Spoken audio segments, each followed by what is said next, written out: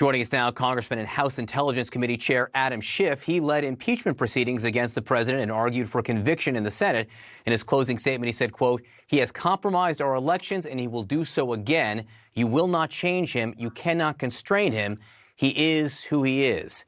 So, Mr. Chairman, along those lines, I ask you this. Look, there was a discussion of martial law inside the Oval Office to force a new election essentially at gunpoint. I take it from your statement in the impeachment trial, you may not be surprised, but how alarmed are you at this? Well, this is the same mixture of emotions I think we've all had during the Trump presidency, which is, on the one hand, we're shocked. On the other hand, we're not at all surprised. This is exactly who Donald Trump is. He would like to be an autocrat. He has nothing but disdain for the institutions of our democracy. And if he can stay in power through cheating, lying, stealing, he will do it. He's going to fail at it. But the fact that he's entertaining, this assortment of various, morally challenged people in the Oval Office, suggesting martial law or seizing voting machines, it's deeply damaging to our democracy.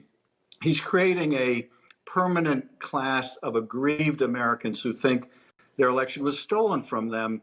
So he's going to go out of office the same way he came in, like a wrecking ball, just destroying the foundation of our democracy.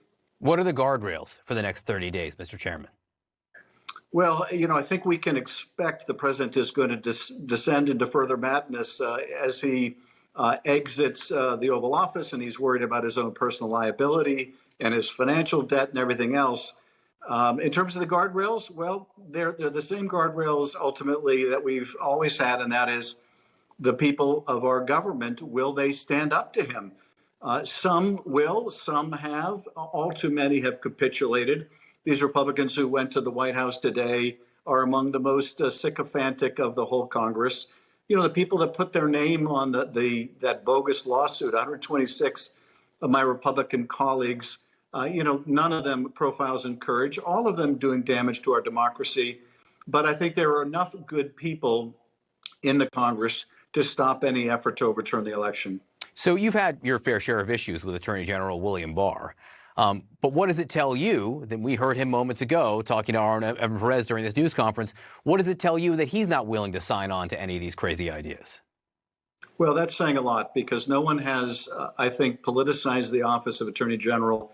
No one has broken down the norms of that department more than Bill Barr. His tenure in that office has been absolutely shameful. But apparently there are lines even Bill Barr won't cross.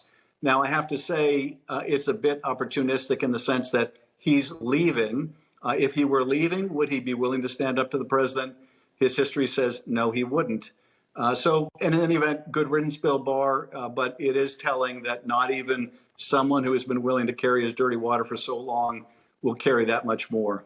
I want to ask you about another major story that's developing tonight, this huge cyber attack on the U.S. government, multiple agencies. As chair of the House Intelligence Committee, what's your reaction to the president not just downplaying it, which he did, but suggesting that China might somehow be behind it instead of Russia when even the Secretary of State, Mike Pompeo, and the aforementioned William Barr say it's most likely Russia? Well, first of all, it's bad enough that he is completely checked out of his office, that is the president. Not receiving his daily briefings, not really being brought up to speed on national security threats facing the country. That's bad enough. But it's made worse when he actively deceives the country about this very serious hack. In suggesting that it may have been the Chinese, perfect echo of what he said 4 years ago about Russian interference in our election, he's letting Putin and Russia off the hook. He's doing nothing to deter them from further hacks, further cyber espionage or any other malign conduct by Russia. And also, when the President of the United States actively lies about something of this seriousness, it also means that he's the president who cried wolf. China is a bad actor, and when they do things that ought to be condemned, no one's going to believe Donald Trump because he was blaming China for something that it was quite obvious Russia was behind. So the president came into office running rhetorical interference for Russia, and Lee's office doing the same. So as you sit here tonight, Mr. Chairman, do you have any explanation for why? Well, I think there are a couple plausible explanations. The first is that he's just in love with dictators, would love to be one himself, and he admires Putin as a strong man. The other is that he has a financial reason. Now, it may be a financial reason in his past, and we're trying to get the Deutsche Bank records to find out if that's the case. But it also could be just financial interest in the future. He still wants to build that Moscow Trump Tower. When he tried to build it during the campaign and lied about it, at that time it was going to be the most lucrative deal of his life. So he still may want money and opportunity from Putin. And this is a president who is driven by nothing more than his desire for more money. Mr. Chairman, between this, what we're seeing with Russia and what we talked about at the beginning, with his efforts to overturn, his overt efforts to overturn the election, that's not hyperbole. He is out there saying he wants to see the election overturned. What's the danger, you think, of normalizing this, as treating this as just another entry on a Trump blooper reel? It's enormously dangerous. Look, there's going to be, whether he runs again or he doesn't, there's going to be someone running in the Trump lane, someone running in the xenophobic, populist, I don't care about democracy lane. And this president has now made that somehow normal. And you can expect others to propose the same kind of cheating in elections. Others try to get foreign nations to help them cheat. Others try to get electors to help them cheat or appeal to a partisan Supreme Court. So a terrible precedent has been set.